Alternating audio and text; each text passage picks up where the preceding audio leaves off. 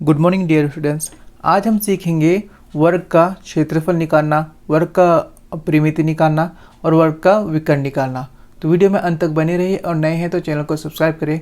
तो चलिए वीडियो को शुरू करते हैं। फिर धीरे धीरे इसका समझेंगे कि इसमें और क्या क्या कर सकते हैं। तो वर्ग की परिभाषा है चार भुजाओं से घिरी वह आकृति जिसकी चारों भुजाएं बराबर हो तथा प्रत्येक कोण समकोण हो अर्थात 90 डिग्री का हो, उसे वर्ग कहते हैं। वर्ग दो तरह का होता है। एक तो ये आकृति आप जो देख रहे हैं चार भुजा वाला, एक ये वर्ग होता है। और एक आपने वर्ग ऐसा देखा होगा कि आपका अगर कहीं पे लिखा रहता है ऐसे 4 और उसके ऊपर ऐसे लिखा रहता है स्क्वायर उसकी घात 2, ठीक है। एक ये भी वर्ग होता है और एक ये भी वर्ग होता है, ठीक है। तो ये आकृति वाला वर्ग है, तो आज हम ये वाला वर्ग पढ़ेंगे, ठीक है। तो वर्ग क्या होता है? चार भुजाओं से घिरी हुई वह आकृति, चार भुजाओं से घिरी हुई वह आकृति जिसकी सभी भुजाएं बराबर हो। यानी कि ये चार भुजाएं, एक, ठीक है, ये एक हो गई, ये दो हो गई, ये तीन हो गई और ये चार हो गई। चारों भुजाओं से घिर के ये एक बंद आकृति बन गई है, ठीक है। तो ये क्या होगा? वर्ग होगा। इसकी क्या खास बात है? इसकी एक भुजा अगर 5 सेंटीमीटर की है तो ये दूसरी भुजा भी क्या होगी? 5 सेंटीमीटर की, तीसरी भुजा भी 5 सेंटीमीटर की होगी और चौथी भुजा भी क्या होगी? यहाँ पे 5 सेंटीमीटर की होगी, ठीक है। अब इसके जो चार कोण बनते हैं, एक कोण यहाँ पे बना है, एक कोण यहाँ पे बना है, एक कोण यहाँ पे बना है और एक कोण यहाँ पे बना है, ठीक है।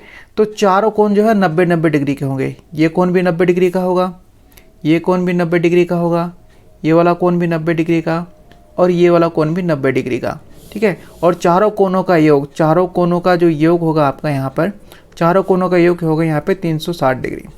चारों कोणों का वो योग कितना होगा यहाँ पे? 360 डिग्री, ठीक है। तो ये हो गई यहाँ पे वर्ग की भुजा। ये साइड में जो है ये इसको हम बोलेंगे भुजा। अब ये बीच में आप ये लाइन देख रहे हैं, ये लाइन जा रही है ऐसे, ठीक है। इधर से भी लाइन जा रही है, इधर से भी लाइन जा रही है। तो इसको हम बोलते हैं विकर्ण। इसको क्या बोलते हैं? इसको बोलते हैं विकर्ण और इसको बोलते हैं भुजा, ठीक है। इसका नाम भुजा है और इसको बोलते हैं विकर्ण। तो एक वर्ग में दो विकर्ण होते हैं, ये भी एक विकर्ण है और ये भी एक विकर्ण है। ये भी क्या है? एक विकर्ण है। और दोनों की लंबाई जो है बराबर है, दोनों की लंबाई सेम है।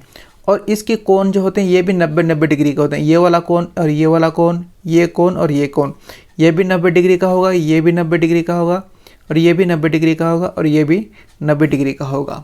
तो ये कुछ मोटी मोटी बातें हैं जो एक वर्ग के बारे में आपको ध्यान रखना है। तो हम इस वीडियो में क्या सीखने वाले हैं?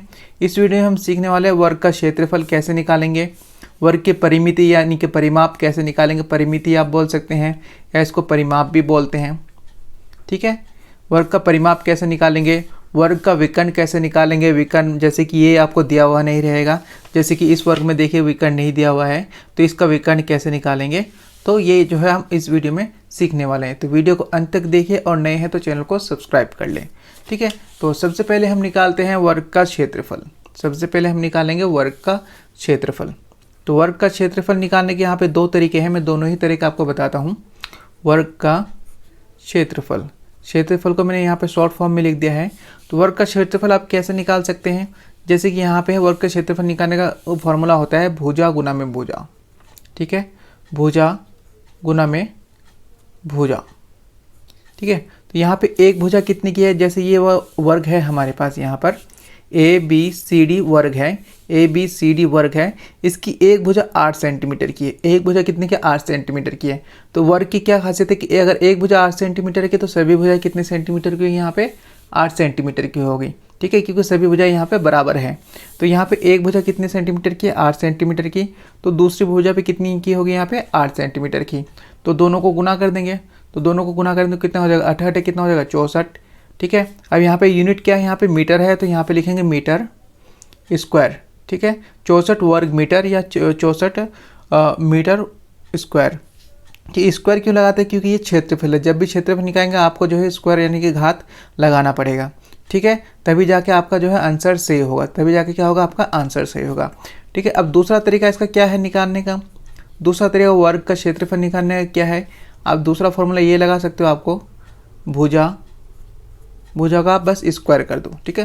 भुजा का क्या कर दो? आप स्क्वायर कर दो, आपका आंसर आ जाएगा।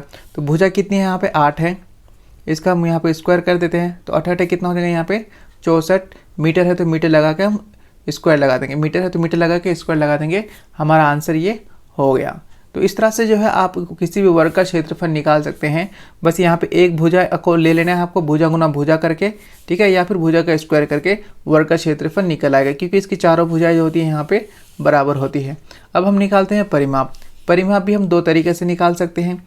तो सबसे पहला तरीका तो ये है, सबसे पहले मैं आपको ये बता दूं कि परिमाप होता क्या है, ठीक है। तो परिमाप ये होता है कि इन चारों भुजाओं को जोड़ के जो हमारे पास आएगा वो इसका क्या होगा, परिमाप होगा। वो इसका क्या होगा, यहाँ पे परिमाप होगा। जैसे कि हम भुजा ले लेते हैं A B plus B D plus D C plus A C, ठीक है। इन सभी भुजा को जो देंगे, एक भुजा 8 सेंटीमीटर का है, तो क्योंकि ये वर्ग है तो इसकी सारा भुजाएं कितने की होगी, 8 सेंटीमीटर की होगी, ठीक है। इनको अब हम जोड़ लेंगे, 8 8 दूनी 16, 8 3 24, 8 4 32, यहाँ पे लिख लेंगे हम 32। अब यहाँ पे मीटर है तो सिर्फ मीटर ही लिखेंगे, यहाँ पे मीटर स्क्वायर नहीं लगाएंगे, क्योंकि ये जो है वर्ग नहीं है, ये इसका परिमाप है। इसके चारों ओर की यहाँ पे मान के चलिए एक बाउंड्री है, बाउंड्री का ये परिमाप है, इसका माप है।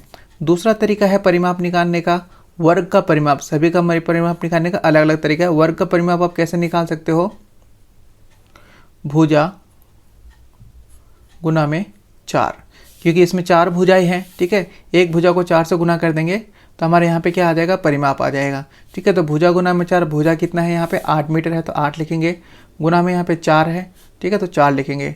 8 चौक कितना हो जाएगा यहाँ पे 32, यानी 32 मीटर इसका क्या हो गया, परिमाप हो गया। 32 मीटर यहाँ पे क्या हो गया, इसका परिमाप हो गया। सबसे पहले हमने वर्ग निकालना सीखा, वर्ग का क्षेत्रफल। वर्ग का क्षेत्रफल क्या था, भुजा गुना में भुजा, भुजा गुना में हमने भुजा कर दिया, हमारा वर्ग का क्षेत्रफल आ गया। दूसरी विधि क्या थी, भुजा का स्क्वायर कर देंगे, यानी एक ही भुजा ले लो उसका स्क्वायर कर दो, फिर हमारा जो है क्षेत्रफल निकल के आ गया।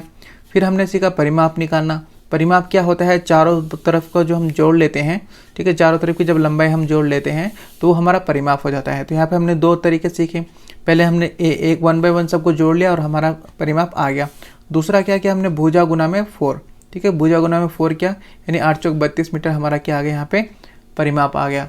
तो अब हम सीखते हैं विकर्ण निकालना, ठीक है। अब हम क्या सीखेंगे यहाँ पे, विकर्ण निकालना, यानी कि ये वाली लाइन जो है कितने मीटर की है, क्योंकि इसके चारों वर्ग, इस वर्ग की जो चारों भुजाएं है 10 मीटर की है, 10 सेंटीमीटर की है, 10 सेंटीमीटर की है, 10 सेंटीमीटर की है और 10 सेंटीमीटर की है। तो इसका विकर्ण जो है कितने मीटर का होगा, ठीक है। तो विकर्ण जो है कितने मीटर का होगा, ये वाला विकर्ण है, ये है क्या है, इसको बोलेंगे हम विकर्ण, ठीक है।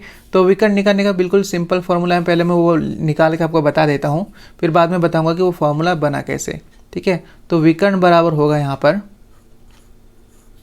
विकर्ण बराबर होगा √2 गुना में भुजा, ठीक है, √2 गुना में भुजा। तो √2 का मान क्या है, यहाँ पर 1.41 और गुना में कर देंगे भुजा। भुजा कितना यहाँ पे 10 है, तो यहाँ पे टोटल कितना हो जाएगा 14.1 सेंटीमीटर, यानी ये एक भुजा है तो ये कितनी की हो गई, यहाँ पे 14.1 सेंटीमीटर की होगी, ये 1 सेंटीमीटर की होगी। लेकिन एक वर्ग में जो होता है हमेशा 2 भुजा होती है, ठीक है। एक भुजा ऐसे होगी और एक दूसरी भुजा ऐसे होगी। तो हम दूसरी भुजा भी जो है यहाँ पर बना लेते हैं। दूसरी भुजा यहाँ पे क्या करते हैं, हम यहाँ पे बना लेते हैं।